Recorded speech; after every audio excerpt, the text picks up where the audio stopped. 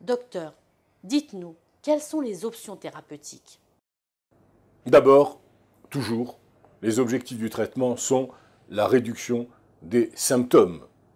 C'est très important. Cette douleur est vive, douloureuse, importante, et il faut l'amoindrir. Ainsi que l'accroissement des amplitudes articulaires, de la force, de la proprioception et de la protection de l'articulation contre des contraintes excessives. Le plan de traitement sera personnalisé. Il sera proposé au patient et enseigné et conforme aux attentes de ce dernier. Il doit inclure des mesures non pharmacologiques et pharmacologiques.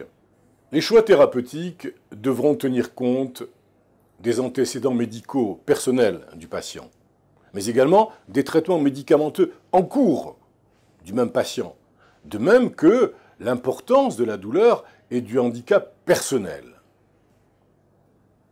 Parmi les mesures non pharmacologiques, non médicamenteuses, l'éducation est importante, du fait qu'il s'agit d'une maladie chronique persistante.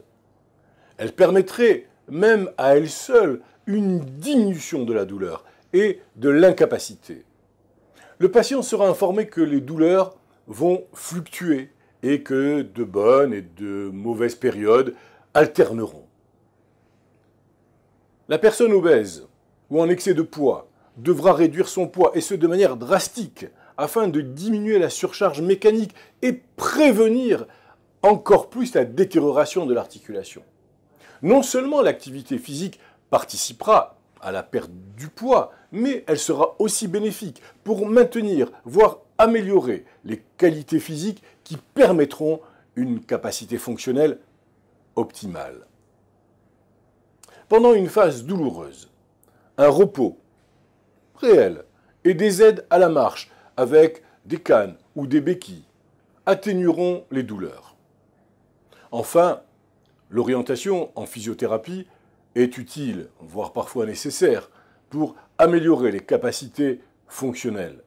Le physiothérapeute, le kinésithérapeute pourra mobiliser passivement les amplitudes articulaires qui sont restreintes, mais également travailler et étirer les unités du muscle et du tendon, et également prescrire des exercices qui augmenteront la force, l'endurance, retrouveront un peu d'élasticité, ainsi que la proprioception.